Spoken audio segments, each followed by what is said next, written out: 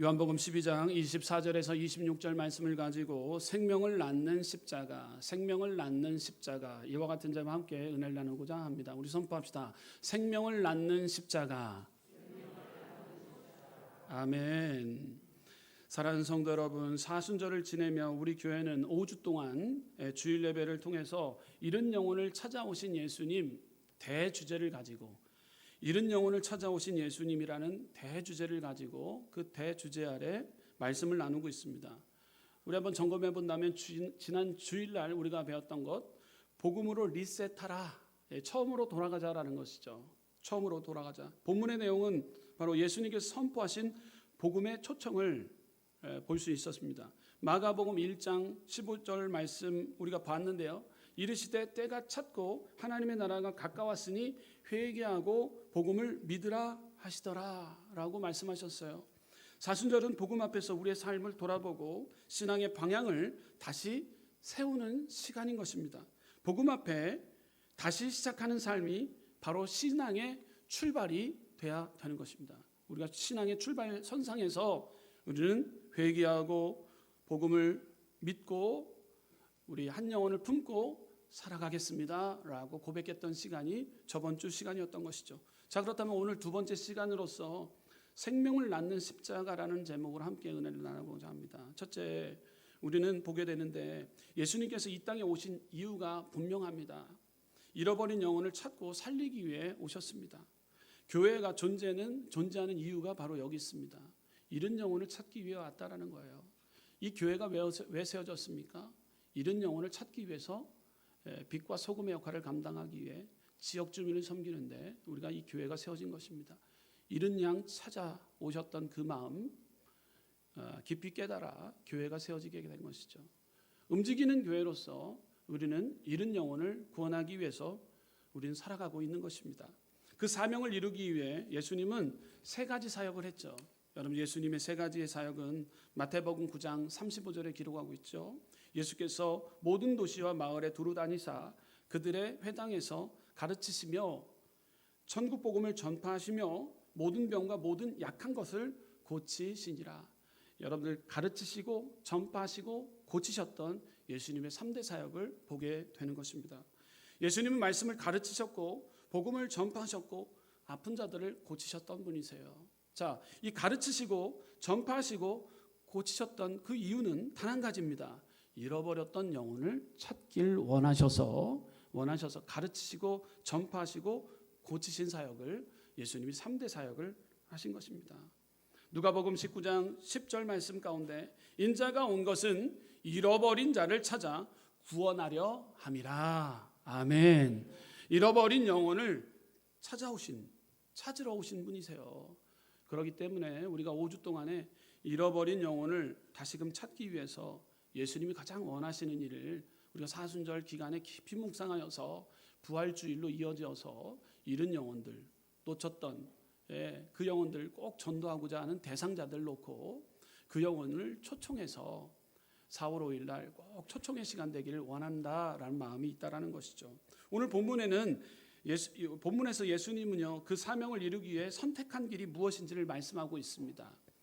그 길은 바로 생명을 낳는 십자가의 길이었습니다. 그래서 우리는 한 가지 질문을 하게 되는 것입니다.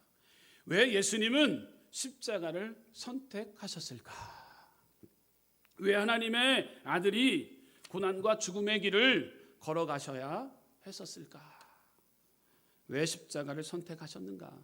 자, 우리 한번 발견하기를 원하는데요. 첫째, 십자가는요, 생명을 낳는 하나님의 방법, 뜻입니다. 우리 선포합시다. 십자가는 생명을 낳는 하나님의 방법입니다. 할렐루야. 여기서 우리는 먼저 기억해야 될 것이 있습니다. 당시 십자가는요, 죄인을 처형하는 형틀이었습니다. 로마 제국은 가장 흉악한 범죄자들에게 가장 고통스러운 수치스러운 형벌로 십자가 형틀을 짊어지게 했습니다. 십자가는 영광의 상징이 아니라 그 당시에 저주와 수치의 상징이었습니다. 그래서 유대인들은 십자가에 달린 사람을 보며 하나님의 저주를 받는 사람이라고 평가했습니다. 신명기 21장 23절 말씀 보게 되면 그 시체를 나무 위에 밤새도록 두지 말고 그날에 장사하여 내 하나님 여호와께서 내게 기업으로 주시는 땅을 더럽히지 말라. 나무에 달린 자는 하나님께 저주를 받았음이니라. 아멘. 예, 나무에 달린 자는 하나님께 저주를 받았음이라. 예, 십자가는 영광의 상징이 아니었고요, 저주와 수치의 상징이었음을 신명기 21장 말씀을 통해 우리는 보게 되는 것입니다. 그런데 하나님의 아들이신 예수님께서 바로 그 십자가의 길을 선택하셨다라는 거예요. 선택했다라는, 여러분, 선택의 기로에서 고난의 십자가를 선택하셨던 예수님 기억해야 되는 것이죠. 사람의 눈에는 십자가가 패배처럼 보입니다. 끝처럼 보였습니다. 그러나 하나님에게 십자가는 끝이 아니라 시작이었다라는 사실입니다. 본문의 예수님은 말씀합니다. 요한복음 12장 24절 말씀 보게 되면, 요한복음 12장 24절 말씀 보게 되면, 내가 진실로 진실로 너에게 이르노니 한 알의 밀이 땅에 떨어져 죽지 아니하면 한 알 그대로 있고 죽으면 많은 열매를 맺느니라. 아멘. 한 알의 밀이 땅에 떨어졌을 때 죽지 아니하면 한 알 그대로 있고 죽으면 많은 열매를 맺는다고 예수님은 말씀하고 있습니다. 예수님은 자신의 죽음을 한 알의 밀알로 비유했습니다. 밀알은 창고에 있으면은요 열매를 맺을 수가 없습니다. 그대로 한 알로만 남게 되는 것입니다. 그러나 밀알이 땅에 떨어 죽으면 그 안에서 새로운 생명이 시작되고 많은 열매를 맺게 되는 것입니다. 예수님의 십자가는요 생명을 낳는 하나님의 뜻, 방법이었다라는 겁니다. 이 십자가의 은혜를 깊이 깨닫는 저 여러분들 되시기를 주님의 이름으로 축원드립니다. 두 번째로 십자가의 열매는 구원받는 영혼의 열매입니다. 우리 선포합시다. 십자가의 열매는 구원받는 영혼의 열매입니다. 예, 구원받는 영혼, 구원받는 영혼의 열매인 것입니다. 우리가 나무를 볼 때 꽃만 보고 나무를 알아맞추는 자들이 드뭅니다. 많이 인생을 살다 보면 이 꽃 나무만 봐도 매실나무, 살구나무, 배나무인지를 분명히 압니다. 그렇지만 나무 봐서 꽃을 봐서도 모르는 분들도 있습니다. 네, 여러분 꽃 봐도 이게 매실나무입니다, 살구나무입니다. 저도 헷갈릴 때가 있어요. 예, 그래서 저를 놀리려고 하시는 분들이 또 물어봐요. 이게 무슨 나무인지 아냐고. 저도 잘 모르겠다라고. 예, 꽃이 피어 있을 때 그것이 매실나무인지 살구나무인지 배나무인지 분명히 알지 못합니다. 그러나 시간이 지나면 꽃이 지고 여러분 열매를 맺히면 그때 비로소 그 나무가 어떤 나무인지를 알게 됩니다. 열매가 그 나무의 정체를 보여주기 때문인 것이죠. 요한복음 12장 24절 말씀을 보게 되면, 내가 진실로 진실로 너희에게 이르노니 한 알의 밀이 땅에 떨어져 죽지 아니하면 한 알 그대로 있고 죽으면 많은 열매를 맺느니라. 아멘.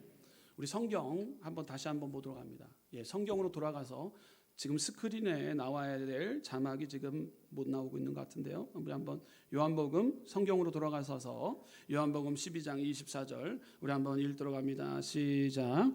내가 진실로 진실로 너에게 이르노니 한 알의 밀이 땅에 떨어져 죽지 아니하면 한 알 그대로 있고 죽으면 많은 열매를 맺느니라. 아멘. 여기서 꼭 기억해야 될 단어가 있습니다. 열매라는 단어예요. 열매.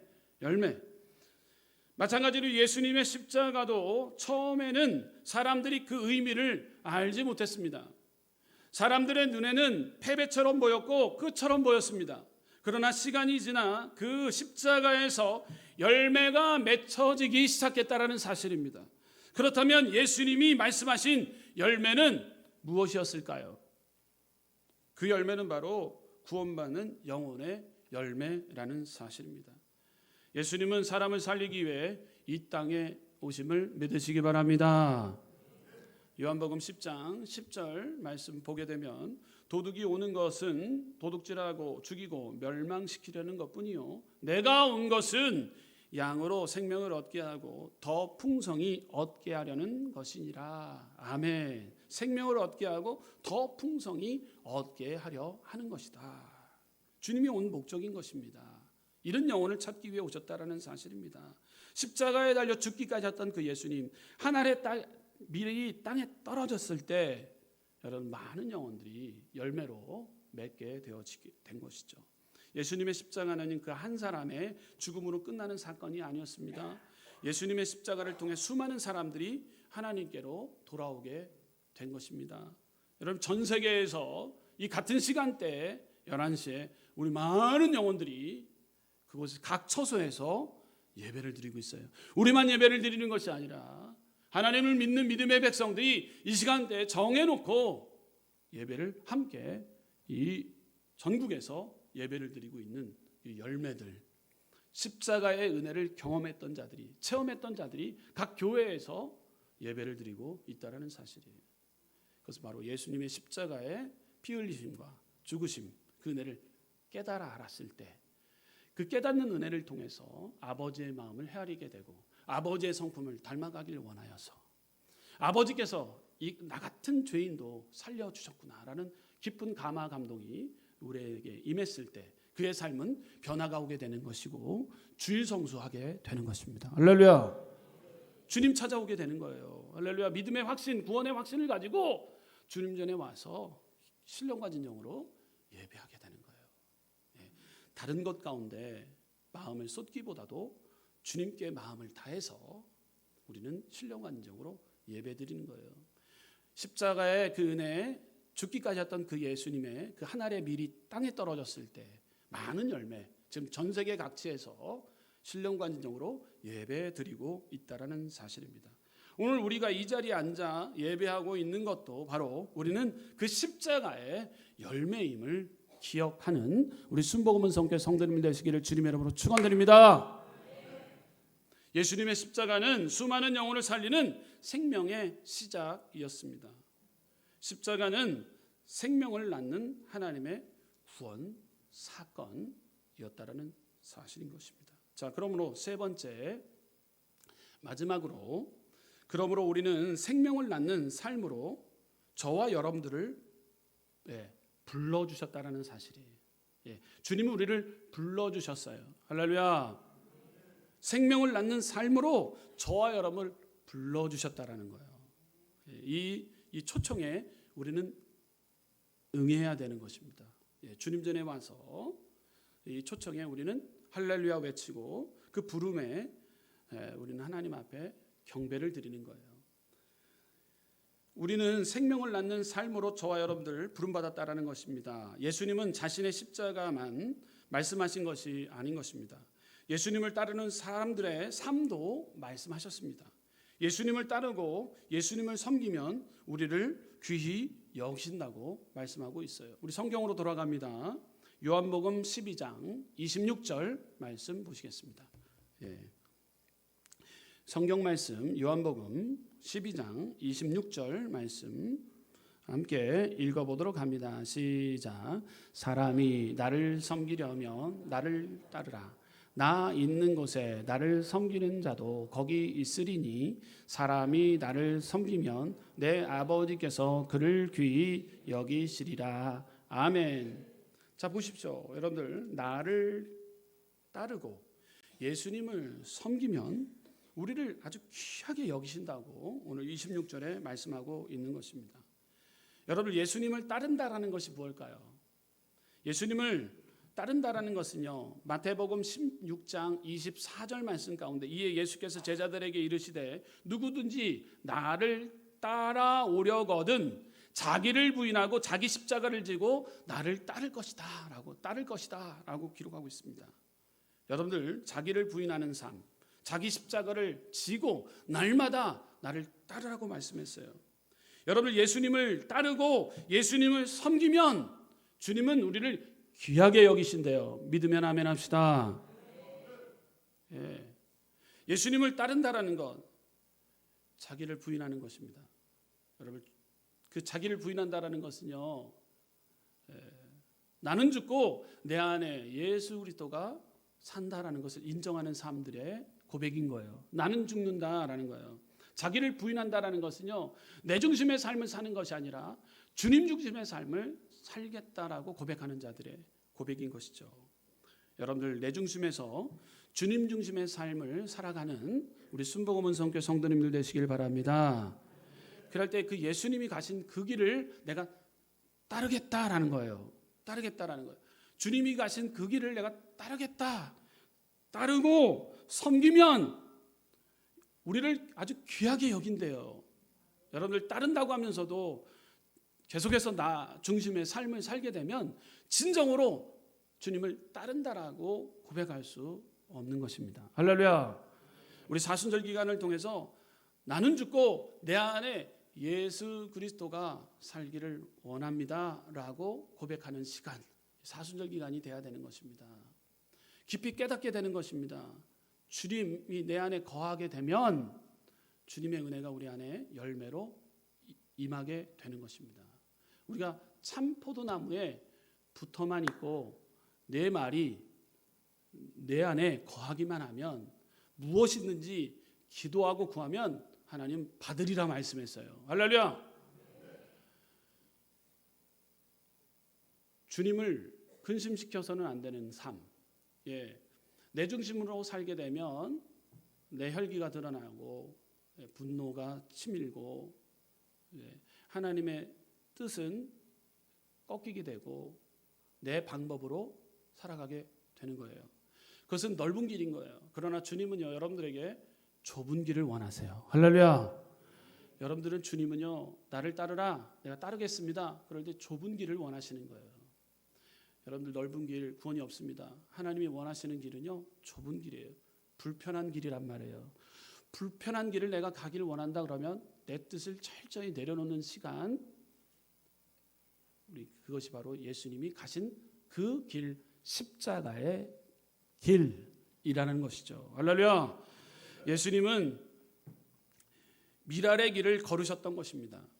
그리고 예수님을 따르는 사람도 그 길을 살아가기를 원하셨던 것입니다. 예수님은 생명을 낳는 십자가를 지신 것입니다. 그리고 오늘 우리에게도 생명을 살리는 삶을 살기를 원하시고 계시는 주님의 마음을 헤아릴 줄 알아야 되는 것입니다. 그 길을 따르겠느냐? 자기 십자가를 지고 자기를 부인하고 나를 따르라. 그럴 때 우리에게 주님 말씀합니다. 참된 제자라고 우리에게 말씀하고 있는 것입니다. 자, 오늘 우리에게 생명을 살리는 삶 살아가라고 말씀하는데, 미랄, 예수님이 그 미랄 한 알의 땅에 떨어졌을 때 많은 열매를 맺은 것 같이 그 길을 따르겠느냐? 여러분들에게 주님은 미랄 되기를 원하시고 땅에 떨어져 썩어 죽기를 원한다라는 것입니다. 내가 죽어야지만이 내 안에 예수 그리스도가 살기 시작하는 거예요. 할렐루야. 그럴 때 하나님의 역사하심과 보호하심이 우리 안에 임하게 되는 것이죠. 한 영혼을 천하보다 귀하게 생각하여 그 영혼을 살리기 위해서 우리는 수고해야 되는 것입니다. 자, 주님은 우리를 생명으로 살리는 그 삶을 우리를 불러주셨는데, 여러분, 우리가 텔레비전에서 응급실 장면을 보게 되면은요, 응급실 장면, 설교를 준비하다가 응급실 장면, 병원 25시라는 그 프로그램을 보게 되었습니다. 그때 여러분들 응급실 장면을 여러분들 TV에서도 알다시피 119가 도착하자마자 많은 간호사님들이 함께 뛰어나와서 의료진들과 협업을 하게 됩니다. 협을과 주사 놓고 주사 바늘로 뭐 옷을 찢어야 되는 사람도 있고, 칼을 갖고 와서 옷을 찢어야 되는 사람도 있고, 어디가 다쳤는지 어디가 아픈지를 물어보는 사람도 있고, 의사 선생님들과 모든 간호사님들, 의료진들이 협업을 하게 됩니다. 자, 이처럼 여러분들 응급실에 들어온 환자를 맞이하는 것처럼 여러분들 영혼에 대한 여러분들 안타까움, 그 영혼을 살리기 위해 우리가 응급실에 들어온 환자를 대하듯이 그 영혼에 대한 관심을 우리가 가지고 있는가? 있을까라는 것을 한번 이미지로 생각해 보게 되었어요. 그러다가 응급실 영상까지도 찾아보고 그랬어요. 여러분들 그 생명, 한 사람 생명을 살리기 위해 모든 것을 힘쏟고 있는 응급실 상황을 보게 되죠. 시간을 다투며 서로 협력하며 끝까지 포기하지 않습니다. 꺼져가는 생명을 살리기 위해 각자의 자리에서 최선을 다하는 모습인 것입니다. 그 모습을 보며 우리는 한 가지 질문을 하게 됩니다. 나는 생명을 살리는 일에 무엇을 준비하고 있는가? 라는 질문을 던지게 하더라고요. 한 영혼을 천하보다 귀하게 생각하고 이 땅 가운데 잃은 양을 찾으러 오셨던 예수님, 99마리의 양, 그것도 물론 중요한데 그 한 마리의 양을 찾기 위해서, 살리기 위해 예수님은 그 한 마리의 양을 찾기 위해서 시간을 들였다라는 거예요. 몸을 들였다는 거예요. 죽기까지 하셨다라는 거예요. 여러분들, 우리는 생명을 살리기 위해 어떤 일을, 무엇을 어떻게 준비하고 있는가? 우리 자신에게, 여러분 개인 자신에게 묻기를 원합니다. 영혼을 살리는 일도 마찬가지인 것입니다. 한 사람의 영혼이 하나님께 돌아오는 일은 결코 한 사람의 힘으로 이루어지지 않습니다. 기도하는 사람이 있고 복음을 전하는 사람이 있고 섬기고 돌보는 사람이 있습니다. 서로 다른 자리에서 섬기지만 하나의 마음으로 함께 할 때 하나님은 그 일을 통해서 생명을 살리게 되는 것입니다. 할렐루야. 성경은 이렇게 말합니다. 우리 한번 성경 찾아보도록 합니다. 로마서 8장 28절 우리 한번 찾아봅니다. 로마서 8장 28절.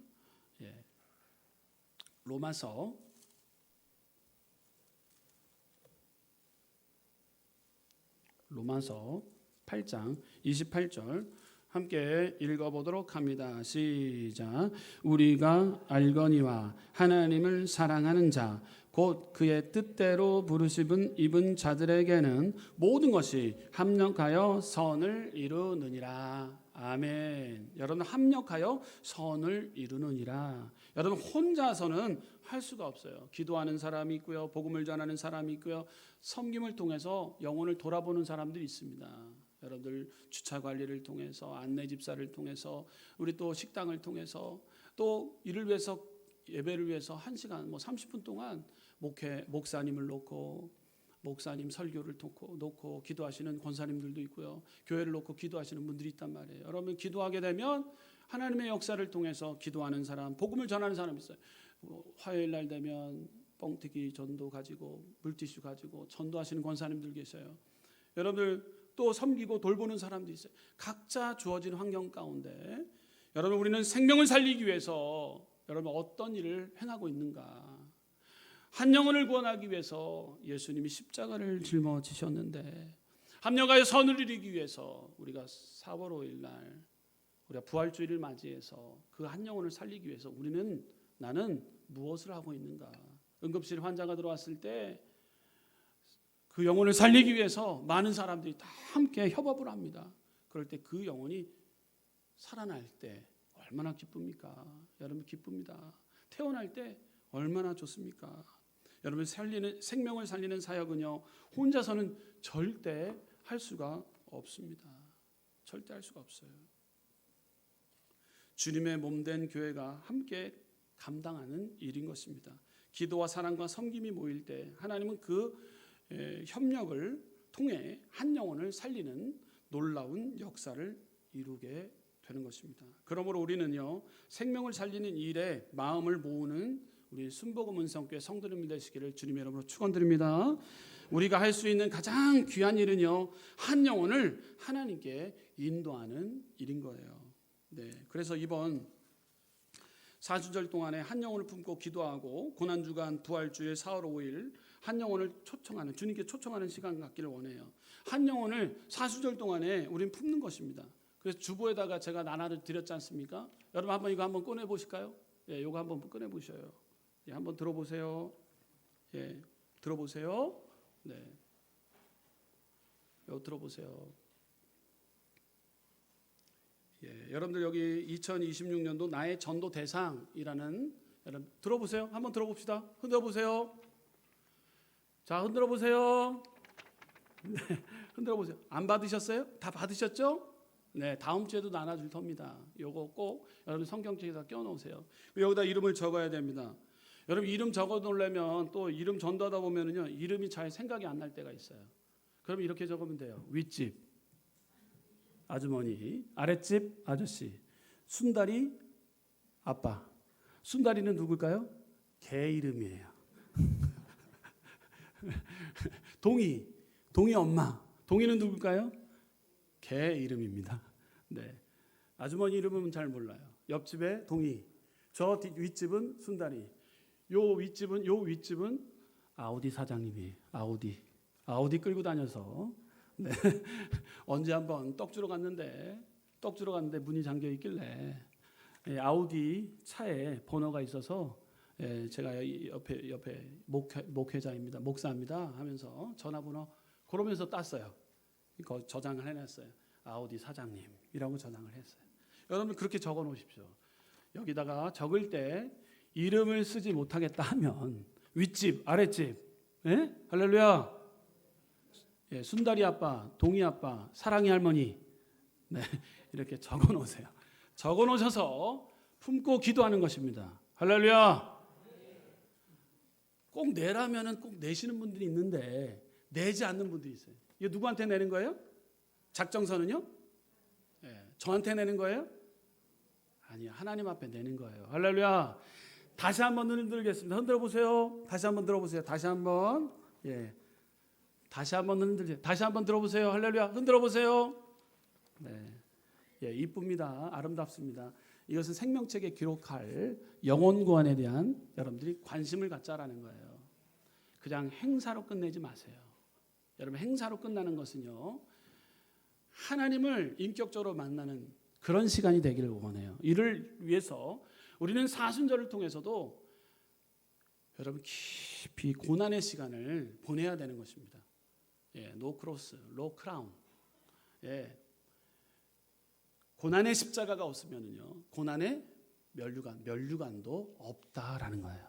그래서 사순절 기간만큼은요 여러분 고난스럽게 보내야 되는 것입니다. 고난스럽게 보내야 되는 거예요. 말씀도 묵상하시고 그리고 또 성경 필사도 하시고 또 새벽 제단도 오셔서 고난스럽게 보내야 된다고. 할렐루야. 그 이후에 이제 오순절이 오게 됩니다. 오순절은요 여러분들 축제의 기간인 거예요. 1년 동안 고난절 계속 고난스럽게 보내지 마시고 제가 사순절 기간과 이 부활주일 가운데는 고난스럽게 보내야 돼요. 고난스럽게. 그리고 이후에 부활절 이후에는요 재미있게 즐겁게 성령님이 우리와 함께 하신다라는 믿음의 확신을 가지고 즐겁게 보내는 거예요. 근데 여러분들 여기다 맨날 내천자 쓰시고 고난 우리 하나님은요 좋으신 하나님이세요. 할렐루야. 우리 하나님은요 능력이 많으신 분이세요. 할렐루야. 우리 하나님은요 노하기를 더디하시고요 사랑이 많으시고 긍휼하심이 많으신 분이에요. 할렐루야.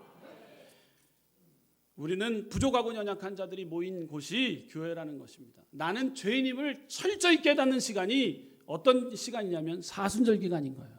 나는 죽고 내 안에 예수 그리스도가 살아야 된다고 계속해서 선포하는 시간이 주님을 따르기를 원하느냐. 내 십자가를 지고 자기 십자가를 지래요. 날마다 십자가를 지래요. 여러분들에게 각자에게 주어진 십자가가 있단 말이에요. 여러분들. 그 길은 넓은 길이 아니에요. 좁은 길이란 말이에요. 그 좁은 길을 가기 위해서 내 자신을 쳐서 나는 죽고 내 중심의 삶이 아니라 주님 중심의 삶을 살겠다라고 고백하는 시간이 언제라고요? 사순절 기간인 거예요. 자, 이 가장 기초적인 부분이 잘 세팅이 되어지게 되면 여러분들 이후의 삶은요 온전한 우리는 승리의 삶을 살게 되는 것입니다. 우리 옆에 분들과 인사하겠습니다. 고난절은 고난스럽게 보내겠습니다. 아멘. 네, 고난스럽게 보내야 되는 겁니다. 그래야지만이 주님을 따라간다. 무리의 삶을 사는 것이 아니라 제자의 삶을 살아갈 때 주님이 가장 기뻐하는 것입니다. 여러분 이렇게 해서 요거를 보면 딱 찢을 수 있어요. 딱지집입니다. 그래갖고 요거를 교회 제출용, 요 큰 것을 교회 제출용 헌금함에다 넣어주시면 이것을 가지고 함께 기도하게 되는 것입니다. 여러분들 다음 주에도 내셔도 되고요. 다음 주에 또 나눠드릴 겁니다. 요 나눠드리는 것 기억하셨다가 여러분 영혼 살리는 일에 있어서 누구보다도 앞장서시길 바라요. 할렐루야. 잃은 영혼을 찾기를 원하여서 주님이 오셨다라는 거예요. 그러기 원하여서 가장 원하시는 예수님의 마음, 아버지의 마음을 우리가 헤아릴 때 가장 기뻐하시는 이 영혼 구원인데, 영혼 구원에 관심은 없다고 한다면, 나 잘 되고 나 잘 먹고 잘 사는 일에 신경을 쏟고 시간을 들인다라고 하면은 하나님은요 기뻐하지 않을 것 같아요. 여러분, 우리가 할 수 있는 한 최선을 다해서 부활주일 이 되기 전까지 우리가 꼭 한 영혼에 대한 이 관심을 가지고 기록하셔서 내가 이 영혼만큼은 4월 5일 날 잃어버렸던 그 영혼, 그 한 영혼을 찾기 위해 오셨던 그 예수님의 마음에 우리가 기쁨을 드리기를 원합니다라는 마음을 가지고 기도로 준비하며 이 사순절 기간을 통해 이 좁은 길을 가겠습니다. 이 좁은 길, 나는 죽고 내 안에 예수 그리스도 살기를 원합니다. 내 뜻을 꺾고 주님의 뜻 가운데 살겠습니다. 고백하는 귀한 다짐의 시간 되시기를 주님의 이름으로 축원드립니다. 기도하시겠습니다.